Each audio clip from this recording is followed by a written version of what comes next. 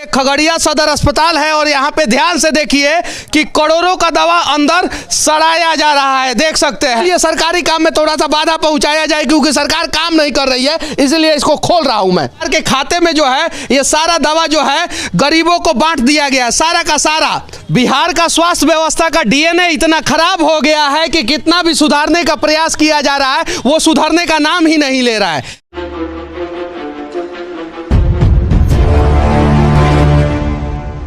सदर अस्पताल में मरीजों को दवा नहीं मिलता है लेकिन करोड़ों का दवा जो है सड़ा दिया जाता है। ये खगड़िया सदर अस्पताल है और यहाँ पे ध्यान से देखिए कि करोड़ों का दवा अंदर सड़ाया जा रहा है। देख सकते हैं सरकार जो है जनता के टैक्स के पैसे से जो दवा खरीदती है उस दवा का इस्तेमाल जो है जनता के लिए किया जाना चाहिए और उस दवा का इस्तेमाल जो है जनता के लिए नहीं किया जाता है। ये देखिए लिखा हुआ है BMSICL और उसका एक दवा है जो 2021 में एक्सपायर होना चाहिए और एक्सपायर हो गया। क्योंकि अभी 2022 है, 21 से पहले मरीजों को मिलना चाहिए था और नहीं मिला। थोड़ा सा अंदर दिखाइए ध्यान से, यहाँ पे करोड़ों का दवा जो है सड़ रहा है, करोड़ों का। ध्यान से देखिए और हर सदर अस्पताल में इसी प्रकार की स्थिति होती है।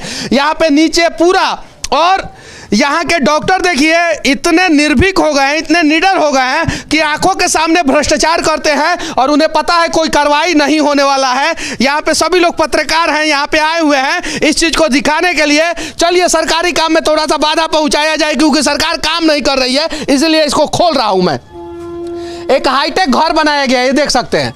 हाईटेक घर जो है सड़ गया और उसके अंदर जो है दवा लाके आखिर कौन फेंका है, जांच होना चाहिए कि नहीं। सरकार के खाते में जो है ये सारा दवा जो है गरीबों को बांट दिया गया, सारा का सारा, लेकिन दवा जो है गरीबों को नहीं मिला। दवा जो है यहाँ पे सड़ाया जा रहा है। ध्यान से आप देखिए। अब जरा बताइए कि खगड़िया सदर अस्पताल में, बेतिया सदर अस्पताल में, मोतिहारी सदर अस्पताल में, मुजफ्फरपुर सदर अस्पताल में इस प्रकार से दवा को सड़ाया जाएगा तो फिर गरीब मरीज जो है, गरीब लोग जो है वो कहां जाएंगे, कैसे जाएंगे। ये पूरा गंदगी का अंबार लगा हुआ है पूरा। इधर किधर से जाके ये लोग जो है दवा फेंकते हैं इसमें पता नहीं चल रहा है। ये देखिए ध्यान से देखिए, इधर से लाके ये लोग सभी लोग जो है दवा इसमें फेंक देते हैं सभी लोग, क्योंकि दवा एक्सपायर हो जाता है। दवा एक्सपायर इसलिए हो जाता है कि कहीं नहीं तो कहीं जो है वो दवा जो है मरीजों को नहीं दी जाती है और इसीलिए यहाँ पे करोड़ों का दवा फेंका गया है। आप लोग यहाँ के स्थानीय पत्रकार हैं, आप लोगों के नज़र से ये ओझल कैसे रह गया? ओझल नहीं रहा, इसको पहले भी हमने कई दफ़ा चलाया है। देखिए ये जो एक्सपायर दवा है, ठीक है, लेकिन सबसे बड़ा देखिए विडंबना, एक्सपायर कैसे हो जाता है? हम ये कह रहे हैं मनीष जी, सबसे बड़ा दवा एक एक्सपायर होगा, 2 एक्सपायर होगा, 10 एक्सपायर होगा, 20 एक्सपायर हो जाएगा, करोड़ों का दवा एक्सपायर कैसे हो जाएगा? वही तो हम कह रहे हैं कि जहाँ पर हम लोग अभी यहाँ पर जो खड़े हैं, कितना स्मेल, कितना बदबू मार रहा है। ये जो है दवाई जो है इस तरीके से फेंका नहीं जाना चाहिए था और यहाँ पैसे फेंका गया है।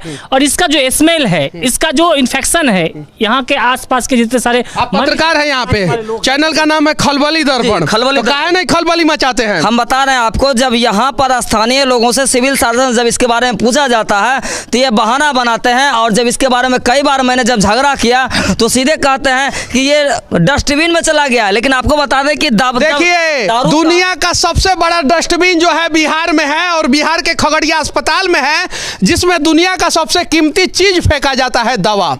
दवा से ज्यादा कीमती दुनिया में कोई चीज है और उसको यहाँ पे फेंका जाता है। वेस्ट मेटेरियल जो मैनेजमेंट है, जो कि दवाइयों का जिस तरीके से इसका निष्पादन करना है, इसका डिस्पोजल करना है, क्या ये तरीका सही है? क्या नहीं, आपको जानकारी नहीं है। दवा को तो फेंकना ही नहीं है, दवा एक्सपायर होना ही नहीं चाहिए सदर अस्पताल में, उसके पहले मरीजों को मिल जाना चाहिए।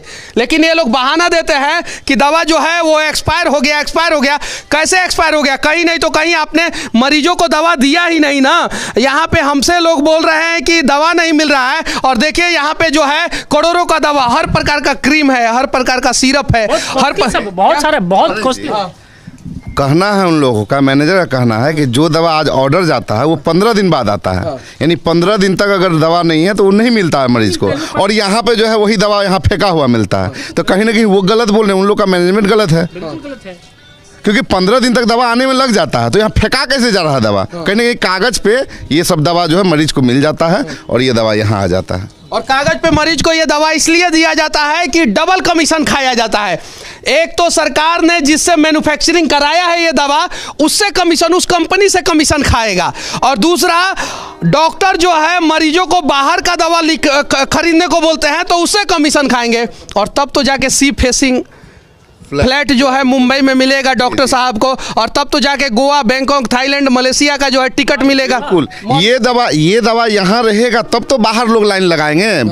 जो मेडिकल हॉल में भी जाके देखिए, मैं रोड पे गया तो लाइन लगा हुआ है पेशेंट का, वहाँ पे ये दवा यहाँ है इसलिए लोग वहाँ हैं। 50 मेडिकल हॉल में जितना दवा होना चाहिए उससे ज़्यादा तो दवा यहाँ पे फेंका गया है।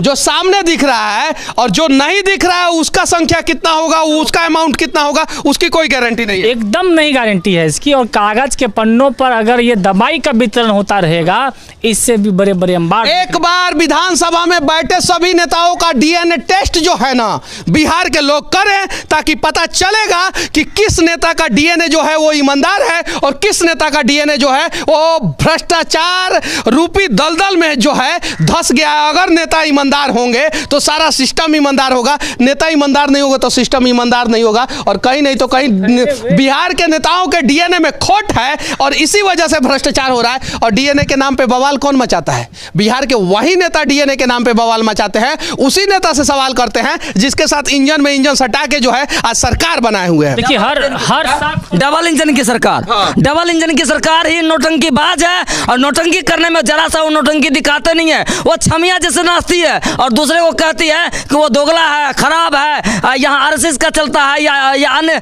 संस्था का चलता है, नौटंकी बाज चलता है। इस दवा को लेकर के मैं बता दूं कि मेरा हाथ कट गया था, और मैं जब यहाँ इलाज कराने आया था तो इसी सदर अस्पताल के प्रबंधक ने कहा था कि देव जी दवाई नहीं है, दवाई आने में टाइम लगेगा, बाहर से इलाज करवा लीजिए। और इसी वजह से मेरा उंगली नहीं जुड़ पाया, आपको मैं दिखा दूं, मेरा उंगली नहीं जुड़ पाया, यही वजह था। दवाई की समुचित व्यवस्था नहीं थी यहाँ पे, और है ना समुचित व्यवस्था, डस्टबिन में दवाई की समुचित व्यवस्था है।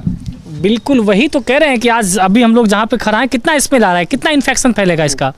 एकदम पूरा सारा चीज खुला हुआ है, और इस इन्फेक्शन के लिए कौन जिम्मेदार है? जो सदर अस्पताल में, जरा सोचिए, सरकार अगर जनता सरकारी काम में बाधा पहुंचाती है तो धारा 353 लगा के जो है उसके ऊपर कार्रवाई की जाती है, और जब सरकारें सरकारी काम में बाधा पहुंचाएगा, सरकार के नेता सरकारी काम में बाधा पहुंचाएंगे, सरकारी अधिकारी सरकारी काम में बाधा पहुंचाएंगे, तो उनके ऊपर कार्रवाई कौन करेगा और कैसे होगा और कब होगा? एक बार बिहार के जितने भी सरकारी अधिकारी हैं, जितने भी नेता हैं, उनका डीएनए टेस्ट ईमानदारी पूर्वक होना चाहिए। जो ईमानदार होंगे उन्हें बिहार के लोग सम्मानित करेंगे, और जो बेईमान होंगे उन्हें इसी डस्टबिन में बिहार के लोग फेंक देंगे। बिहार का स्वास्थ्य व्यवस्था का डीएनए इतना खराब हो गया है कि कितना भी सुधारने का प्रयास किया जा रहा है वो सुधारने का नाम ही नहीं ले रहा है। ध्यान से देखिए यहाँ पे क्या लिखा हुआ है, सभी प्रकार के मरीजों को 102 एम्बुलेंस सेवा निःशुल्क उपलब्ध है। जब सभी प्रकार के मरीजों को 102 सेवा निःशुल्क उपलब्ध रहेगा और एम्बुलेंस इस प्रकार से सड़ेगा, तो कहां से बिहार में लोगों को जो है सही समय पे एम्बुलेंस मिलेगा? देखिए ये सारा गाड़ी जो है, एम्बुलेंस जो है वो सड़ाया जा रहा है, यहाँ पे देख सकते हैं। अगर ये रिजेक्टेड है, आउटडेटेड है, तो आउटडेटेड चीज़ों को जो है यहाँ से हटा देना चाहिए था, बेच देना चाहिए था, और दूसरा एम्बुलेंस खरीद लेना चाहिए था। लेकिन कहीं भी एम्बुलेंस जो है लोगों को मिलता नहीं है, और अस्पताल में जगह जगह एम्बुलेंस सड़ता है। ध्यान से देखिए यहाँ के अधिकारियों का मनोबल कितना 7वें आसमान पे है कि अस्पताल के बीच प्रांगण में एम्बुलेंस सड़ाते हैं, क्योंकि उन्हें पता है कि लोग तो आवाज़ उठाने वाले नहीं हैं। साथ में खगड़िया नगर परिषद जो है वो अपना एक डस्टबिन भी जो है इस एम्बुलेंस के बीच में सड़ा रहा है। ध्यान से देखिए, और 1-2 एम्बुलेंस नहीं है, यहाँ पे 20-25 एम्बुलेंस है। कुछ एम्बुलेंस तो ये ज़मीन के नीचे जो है वो दफन हो गया होगा, कुछ एम्बुलेंस अब किधर से निकले हमें समझ में नहीं आ रहा है। और सभी प्रकार के मरीजों को जब 102 सेवा उपलब्ध है तो ये एम्बुलेंस सड़ाया क्यों जा रहा है? देखिए नई नई गाड़ियां खरीदी जाती है और सड़ा दी जाती है। एक एम्बुलेंस को सड़ा के हर महीना 10 लाख रुपया कमाया जाता है, बड़ा एम्बुलेंस को सड़ा के, क्योंकि इस पे एक नर्सिंग स्टाफ होते हैं, एक डॉक्टर होते हैं, एक ड्राइवर होते हैं, एक कंपाउंडर होते हैं, और उसका सैलरी जो है उन लोगों को नहीं दिया जाता है, और सरकार के खातों में एम्बुलेंस को दिन रात दौड़ाया जाता है। लेकिन वो एम्बुलेंस जो है ज़मीन पर सड़ रहा होता है, और यही कारण है कि इमरजेंसी हो, डायल 102 हो या कोई भी डायल हो, एम्बुलेंस लोगों को नहीं मिल पाता है। खगड़िया के लोगों से विनती है कि आप लोगों की आंखों के सामने अगर एम्बुलेंस सड़ रहा है तो कम से कम उसके खिलाफ जो है आवाज़ उठाएं, क्योंकि अगर आप लोग आवाज़ नहीं उठाएंगे तो ऐसे ही एम्बुलेंस सड़ता रहेगा। बाकी ये सड़ता हुआ दवा और ये बिहार का सबसे बड़ा डस्टबिन से हमारा ये प्रयास कैसा लगा कमेंट करके ज़रूर बताना। जय हिंद।